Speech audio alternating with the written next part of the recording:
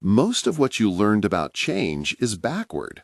You were taught that transformation is a long list of tasks, an accumulation of effort measured in calendars and to-do lists. What if the actual lever is not doing more, but being more? A shift of frequency that reorients everything in an instant.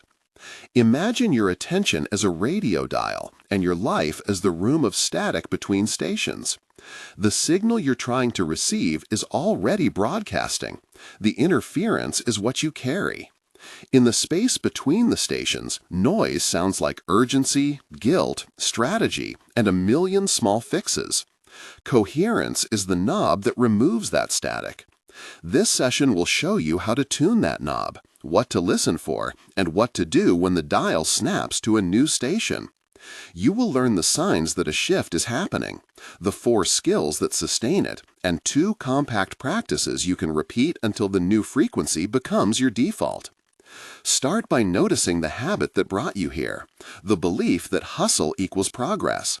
That belief lives in your body as tension, a narrow band across the chest, a clenched jaw, a fast, shallow breath. It says push, organize, optimize, prove. The voice of that habit is the ego in your day-to-day life. It is loud and proud because it has protected you. It earned survival by convincing you that only effort keeps you safe. But protection wears the shape of repetition, and repetition becomes identity. What you call who you are is often a set of practiced responses tuned to a particular level of signal, the old self. The ego is not an enemy you must annihilate. It is a guardian reflex that mistakes doing for being. Picture it as a small, insistent character that sits at the radio with you. It leans forward when the dial shifts and complains about losing control. You can allow that voice to speak while you change the station. Let it be heard, but do not let it drive. Hear it say the familiar things. Not yet. What about failure? You'll be exposed. And name the feeling beneath the words. Fear, scarcity, habit. Naming reduces volume. It is one of the simplest acts of sovereignty. Begin with the first skill, radical self-awareness. This is not analysis for the sake of analysis. It is quick, honest calibration of where your frequency actually sits. It takes only a breath to discover whether you are operating from tightened survival or open presence. Practice the noticing. Slow one exhale and scan from crown to soles. Notice temperature, tension, and tone. Notice the speed of your breath. If you feel constriction in the throat or a pulse under the ribs, that is the ego's workspace. Radical self-awareness is the act of registering those facts without commentary. Say to yourself quietly, I feel tension in my chest. That single phrase is a micro-reframe. It separates observer from pattern. Observation always precedes intervention. Second skill, radical responsibility. This is different from blame. Responsibility is the willingness to own your internal field without moralizing it. It is the steady admission that the quality of the attention you carry is causally significant. You are not responsible for every event, but you are responsible for the state you bring to events. When you accept this, you stop outsourcing your mood to circumstances. Responsibility returns you from story to practice. It gives you agency. Instead of rehearsing why something happened, you ask, what is my next calibrated action now? That question is small and stabilizing. It avoids the old loops of drama and instead sets the tone for coherence. Third skill, sovereignty of state. Sovereignty is the capacity to choose what frequency you occupy regardless of external triggers. It is not a grand refusal of reality, it is an interior stance. Sovereignty is a muscle you build by rehearsal. You practice returning to the center over and over until the center becomes your operating system. The mechanics are simple. Notice, shift attention deliberately, and embody the new tone. For example, when an email arrives that would previously spike you, pause for one breath and align posture. Soften the belly, lengthen the exhale. You are not ignoring input, you are setting the voltage through which input passes. Fourth skill, detachment of perception. Perception is the filter that constructs reality. Detachment here means you learn to regard your interpretive layer as mutable. The impulse to narrate an event as proof of worth or failure is a habit. You practice stepping back and saying, "This is one interpretation." Once you can hold multiple possible readings without locking into one, the field around you becomes responsive to other possibilities. Detachment is not coldness, it is flexibility. It allows curiosity to replace reactivity. Those four skills are not theoretical. They are a set of operating moves for a nervous system. To make that clear, notice a pattern that typically follows any movement toward ease: collapse. When things start to shift and ease appears, the ego often panics. The chest tightens as if ease were a trap. You might suddenly feel exhausted, doubtful, or prone to old sabotage. This is the liminal threshold, the corridor between the life you've practiced and the life you could inhabit. The corridor looks like fatigue, confusion, and an almost electrical fuzz in the head. Your body gives you three reliable signals as you cross it: a drop in energy that tempts you back to busyness, an uptick in anxiety that feels urgent, and a destabilizing thought loop that says the new state is unsafe. Recognize those signs as calibration, not apocalypse.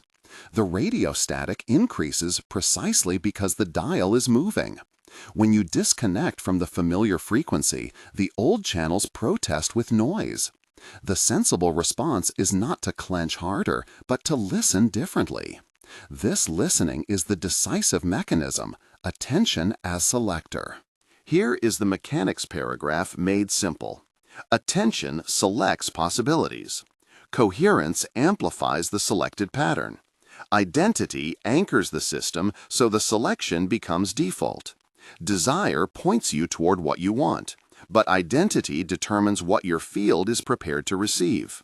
You can want abundance. Abundance aligns when your field, your baseline frequency, matches the pattern of abundance. There is a small portable practice that shows this plainly. It has 3 steps and requires 30 to 60 seconds.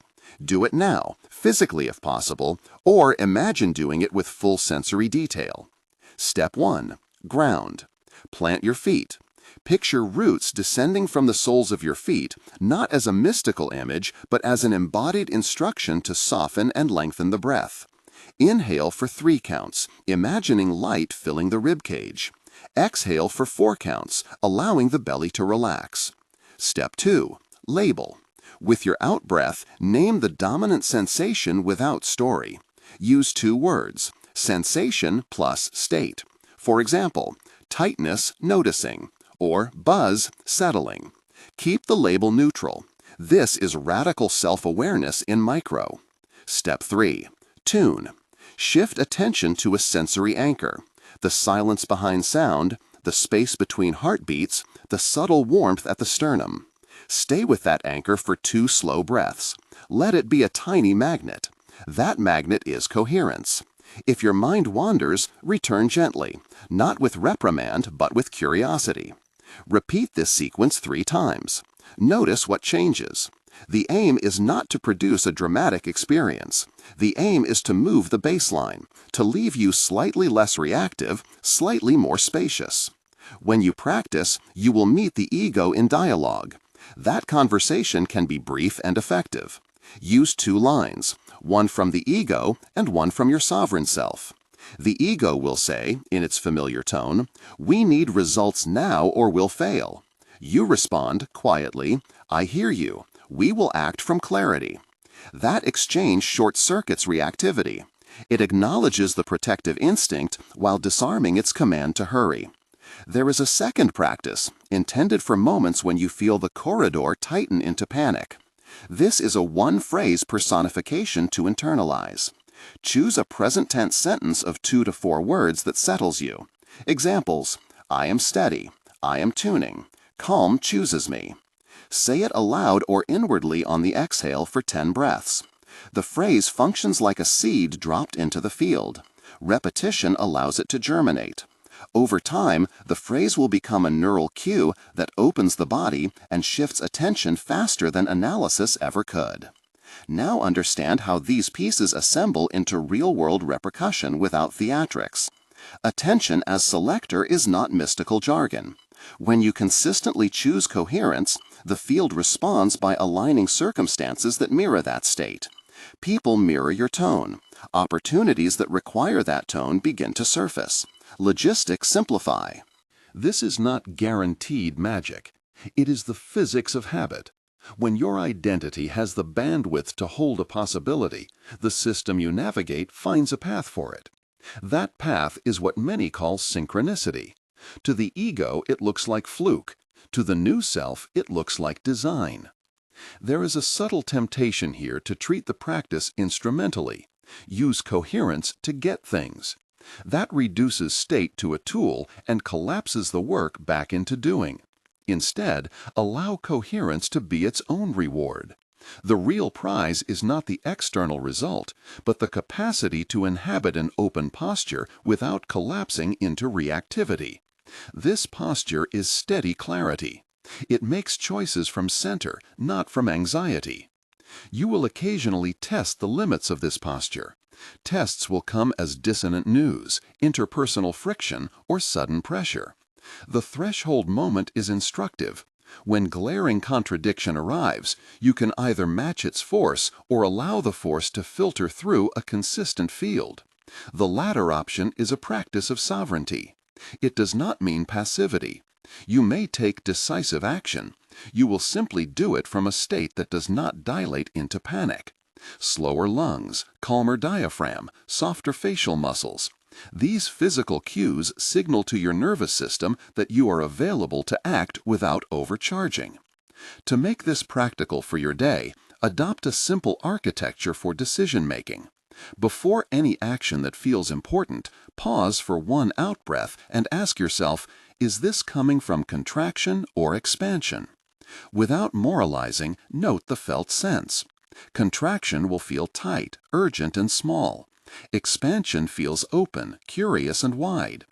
If the action stems from contraction, choose a micro-reset. Plant feet, one long out-breath, a two-word phrase. Then act.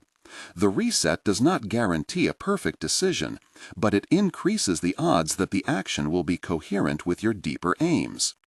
Let me show you an archetypal internal exchange so you can see how actual change can be swift. Imagine you finally receive a contract you wanted. Immediately your chest narrows with a whisper, "This will change everything, don't blow it." The old script says freeze and overwork the moment. Instead, you execute the three-step practice: ground, label, tune. On the next breath, you repeat your chosen phrase 3 times. The tightness lifts enough that you can read the contract without swallowing panic. You notice clauses that need negotiation, instead of imagining catastrophe. You initiate a conversation with clarity. The result is not mystical, it is practical. The negotiation goes better because you held steadiness when others might have rushed. The external alignment followed the internal shift. This is the moment where many people report rapid change and then sabotage it by going back to old tactics. The key to sustainable shift is repetition and gentle fidelity. Coherence requires maintenance. It is less dramatic than one might hope. It is mundane and relentless. But mundane fidelity compounds faster than heroic bursts. You want to be someone who shows up and adjusts the dial calmly, not someone who scrambles to repaint the signal every time it flickers. Before you move on, practice one more short calibration that you can use anywhere: the signal clear. It takes 60 seconds. Find a quiet place if you can, or remain seated where you are. Close your eyes lightly.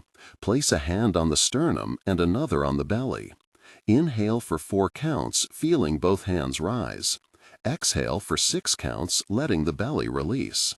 On the next exhale, slowly sweep internal attention from sternum to throat to jaw to eyes, and on the out-breath, imagine a soft, audible static dissolving. If a thought arrives, say the word static and let it pass like weather. Repeat for 4 cycles.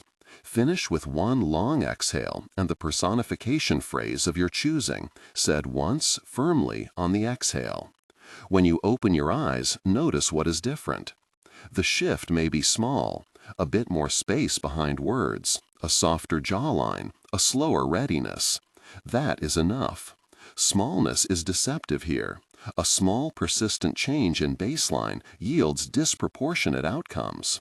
This is how the quantum secret functions in practice, not through spectacular one-off miracles, but through consistent retuning of the field until that field produces different results. There will be moments when you mistake external drama for spiritual progress. Fireworks are not the same as alignment. Loud external upheaval can feel transformative because of the intensity, but the true test is calm continuity. Ask yourself whether the change feels like thunder or like light settling. Thunder is noisy and exhausting. Settling is quiet and sustainable. The most meaningful signs of progress are internal: steadier breath, less reactivity, simpler decisions. You are allowed to grieve the life you had to organize around struggle. Let the grief be a clean hand that sets down what no longer serves you. Grief is not failure, it is evidence of shift. Do this with compassion. Hold the part of you that believed effort was the only route and thank it for its service.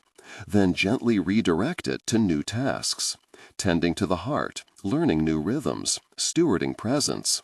The ego will resist this reallocation. It will demand a proof of safety. Meet that demand with consistency rather than argument. Up to this point, you have learned the map and felt the contours of the corridor. The next stage is integration, regular, brief rehearsal of sovereignty until the new frequency becomes default.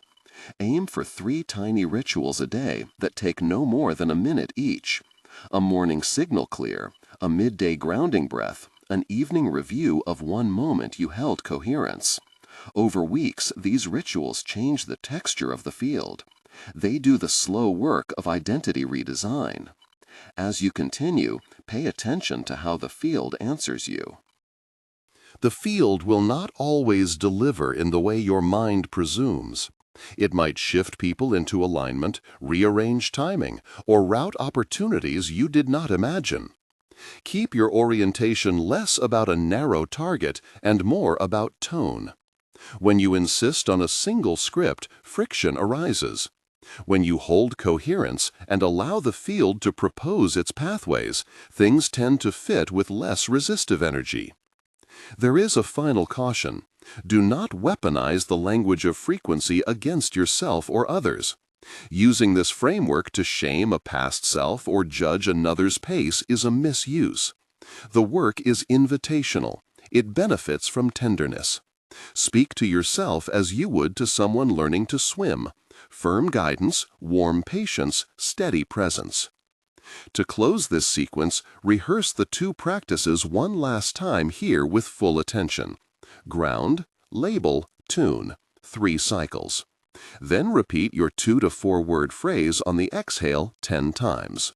Notice the difference in your torso, in your voice, in the space behind thought. Hold that settled tone for a moment. Feel how the corridor softens when you stop fighting it. The next step is to map where in your life you will place your rituals so they survive friction. That mapping is practical and precise, and we will turn to it immediately.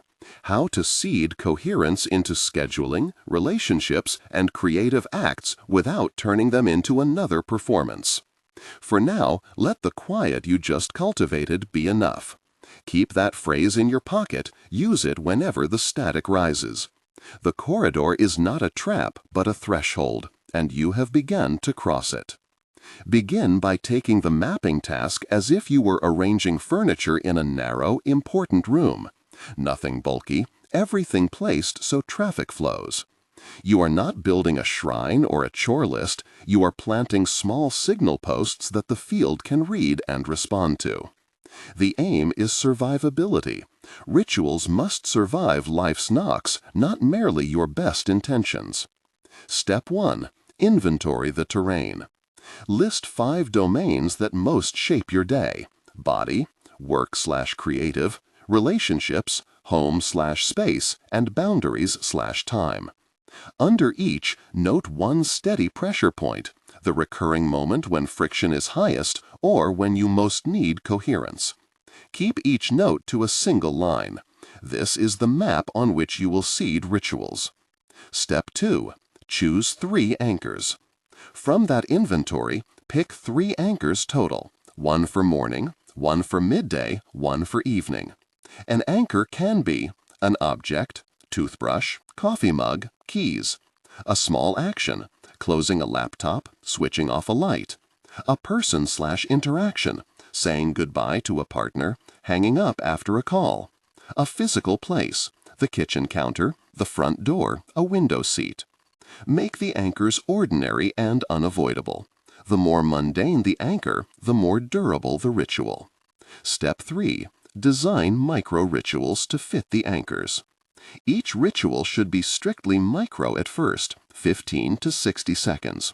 The job is to produce a reliable tone, not a marathon. Examples. Morning signal, clear, 15-30 sec. After brushing teeth, stand by the sink, place both palms on the counter, inhale 4, exhale 6, sweep attention from heart to throat, say your 2 to 4 word phrase on the last exhale once, firmly. Midday grounding breath, 30 to 60 sec. When you close your laptop or put your phone on Do Not Disturb, take 3 slow diaphragmatic breaths while noticing the contact points of your body with the chair. Whisper static on any thought that interrupts, then imagine a soft field behind the chest expanding like a slow tide. Evening review, 30 to 60 sec. When the lights go low or when you hang your coat, name one moment you held coherence that day, aloud or in a notebook, and say thank you to that small self. Finish with your phrase once, softly. Step 4. Stitch rituals to habit loops. Use habit stacking. Attach each ritual to an anchor that already exists in your routine. If you always make coffee at 7:12 a.m., make the first ritual immediately after pouring the water. If you always plug in your phone at night, use that as the cue for the evening review. Pre-commit by preparing tiny material supports: a small card with the phrase in your wallet, a pebble by the kettle, a notebook next to the bedside lamp. These are not talismans, they are memory aids that lower friction. Step 5. Negotiate social fields. If your rituals require the collaboration or consent of others, for example, a shared morning space or an evening check-in with a partner, open the conversation with curiosity and brevity. Frame it as a 3-week experiment. I'm trying a 1-minute practice at breakfast to steady my mood. Would you mind if I leave the table for 30 seconds after pouring coffee? Offer reciprocity. Ask about one habit they would like to try. Keep tone neutral. Avoid evangelizing. Rituals that are quietly tolerated by others last far longer than those imposed with zeal. Step 6. Protect your rituals from performance. Rituals brittle under observation. If you notice yourself rehearsing for an imagined audience, timing your breath to impress, logging every instance on a spreadsheet, or turning a quiet breath into a productivity metric, shrink the ritual. Reduce duration, remove witnesses, and relocate to a private corner. The purpose is interior calibration, not scoreboard dominance. Step 7. Plan for travel and stress. Design fallback micro-rituals that require nothing but breath and a phrase. Travel-proof versions are crucial. 3 slow breaths in a plain lavatory, a single exhale phrase while waiting for a train, 2 grounding breaths before a presentation. When life becomes unstable, these fallbacks preserve continuity and prevent the all-or-nothing collapse that throws you back to baseline. Step 8. Measurement by internal markers. Abstain from using external outcomes as the sole measure. The field's answers are subtle and often indirect. Track 4 internal markers instead. Breath steadiness. Reaction time, how quickly you notice frustration. clarity in small decisions, the felt sense of presence in ordinary tasks. Note these markers weekly in one sentence. After 4 to 6 weeks, review trends rather than day-to-day variability. Look for shifting baselines, a smaller spike of irritation, a shorter recovery after an email, the ease of saying no once or twice. Step 9. The 6-week experiment and recalibration rhythm. Treat each configuration of rituals as a 6-week experiment. Weeks 1 to 2 are introduction and curiosity. Weeks 3 to 4 are the middle where resistance tends to peak. Weeks 5 to 6 are consolidation or decision. At the end of 6 weeks, ask, which rituals persist with minimal friction? Which feel performative or draining? Where did I get defensive or shameful about missing practice? Use those answers to prune or modify. If a ritual fails repeatedly, either shrink it further or reposition its anchor. There is no moral failure in design failure. There is only feedback. Step 10. Ritual for creative production. Creative acts deserve structures that invite flow without demanding outcomes. A simple creative ritual stack for a writing session. Anchor, opening the notebook or putting fingers to keyboard. Pre-warm, 30 seconds. 5 full inhales and exhales, label the first thought static, let it go. Micro-bridge, 60 seconds. Free write 2 lines without judgment. Set a 25-minute timer, or Pomodoro. Exit, 1 long exhale, note 1 small gift the session produced, however tiny. The ritual's job is to create a predictable entry into creative tone. It reduces the startup friction and reframes the session as practice rather than production. Step 11. Rituals in relationship. Coherence in relationships is rarely grammatic. Use tiny shared practices that cultivate tone rather than solve problems. Examples: 2-minute check-in. 1 sentence about your current tone, I'm a little flat today. Then 1 sentence of appreciation. No advice unless requested. Pause button. A simple agreed phrase that halts escalation. Take 5, followed by 2-minute silence and a reset breath. These are not therapy, they are tone regulators. They work because they interrupt reactivity and invite mutual sovereignty. Step 12. Keep language tender and precise. Replace vague spiritual jargon with precise, non-judgmental language. Swap raise your vibration for steady your breath or soften jaw tension. Avoid moral valence around frequency. Higher is not inherently better, and lower is not failure. The aim is coherence, not coronation. Speak to yourself as you would to a beginner swimmer. Practice the kick, then try the breath. Step 13. Dealing with setbacks. When you miss rituals for days, respond with curiosity rather than condemnation. Ask, was I avoiding discomfort? Was the ritual poorly timed? Did external load make it impossible? If the answer includes shame, do a reset practice, 5 slow breaths, a naming of 1 small useful choice you made that day, and a permission statement. I will begin again at the next possible anchor. Avoid catastrophic narratives. Recovery is a ritual too. Step 14. Ritual evolution. As your field shifts, rituals must adapt. After 2 cycles, roughly 12 weeks, consider increasing a ritual's duration gradually, if it's stable and nourishing. Introducing a novel anchor where old patterns re-emerge. Adding a group ritual, a short weekly practice with a friend, a writer's circle, or a partner, emphasizing tone rather than achievement. Group rituals amplify coherence when consent and generosity are present. They collapse when used for performance or comparison. Practical templates you can copy tonight. Morning. After the kettle clicks, 3 diaphragmatic breaths. Say phrase once, place palm on chest for 5 seconds. Midday. When you close your laptop, inhale for 4, exhale for 6. Label one distracting thought static. Resume. Evening. With lights dimmed, write the one moment you chose steadiness. Read it aloud. Whisper thank you. Exhale phrase. A short negotiation script for household rituals. I'm experimenting with a 1-minute breathing practice right after I make coffee for 3 weeks. It helps me show up calmer. It won't change breakfast timing, only gives me 1 minute. Is that okay with you?